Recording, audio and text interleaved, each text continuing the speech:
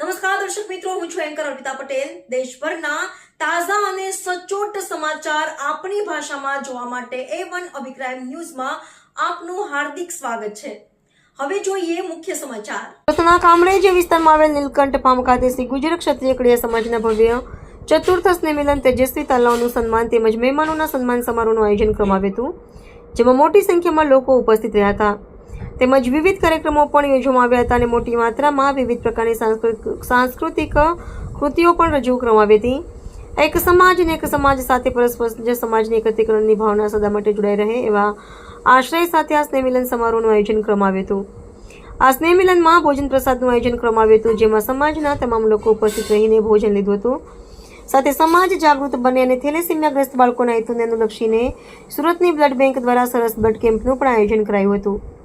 સમગ્ર કાર્યક્રમનું સફળ રીતે પ્રસારણ પત્રકારો દ્વારા મીડિયા રિપોર્ટિંગ સમાજના યુવાનો એવા પત્રકાર જોયુભાઈ ટાક અને લાઈવ પ્રસારણ ગેડિયા ફિલ્મ દ્વારા કરવામાં આવ્યું હતું। કામરેજ વિસ્તાર સમાજના પ્રમુખ શ્રી સુરેશભાઈ મંદાણી, કેશુભાઈ અને એમની સમગ્ર ટીમ અને એન્કરો એવા સંજય ગેડિયા, રોનક ટાંક અને ખુશીબેન વાળા દ્વારા પ્રસંગે સ્વાગત પ્રવચન કરી ધન્યતા અનુભવી હતી।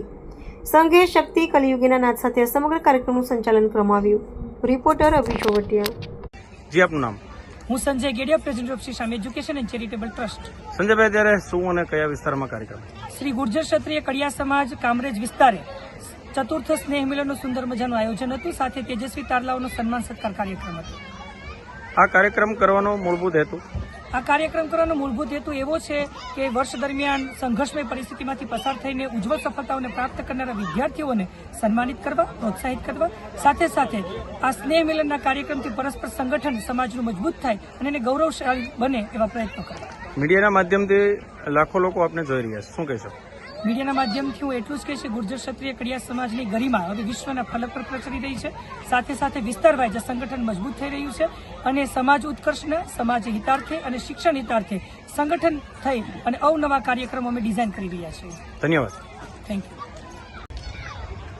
જી, આપનું નામ? સુરેશભાઈ મનાણી, ગુજર ક્ષત્રિય કડિયા સમાજ કામરેજ। સુરેશભાઈ, આજે કયા વિસ્તારમાં અને શું કાર્યક્રમ હતો? આજે કામરેજ નીલકંઠ ફાર્મ ખાતે અમારા સમાજનું સ્નેહ મિલન તેમજ તેજસ્વી તારલાઓનું સન્માન સમારોહ અને સાંસ્કૃતિક કાર્યક્રમનું આયોજન કરવામાં આવ્યું હતું। કાર્યક્રમનો કરવાનો મુખ્ય ઉદ્દેશ શું?